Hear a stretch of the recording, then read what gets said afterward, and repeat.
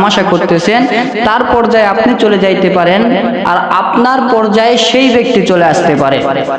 অর্থাৎ আমাদের প্রধানমন্ত্রী আজহারি হুজুরকে দেশ থেকে বিতাড়িত করেছিলেন, বাংলাদেশ থেকে তাড়িয়ে দিয়েছিলেন আর বলেছিলেন তোর বাবার যদি সাহস থাকে তুই বাংলাদেশে ঢুকে দেখা, এই কথাটা বলেছিল।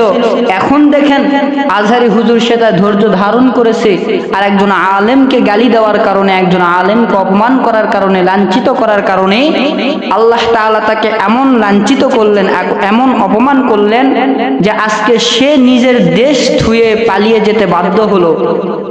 শুধু নিজের দেশ থুয়ে পালিয়ে যেতে বাধ্য হলো এমনটা নয়, তিনি দেশ ছেড়ে পালিয়ে গিয়েছে যাকে চ্যালেঞ্জ করেছিল যে তুই যদি তোর সাহস থাকে তুই বাংলাদেশে ঢুকে দেখা, সেই আজহারি হুজুর এখন হাসিনার সংসদের ভেতরে ঢুকে ধর্মমন্ত্রী হিসাবে তিনি পদ গ্রহণ করতেছেন। বিধায়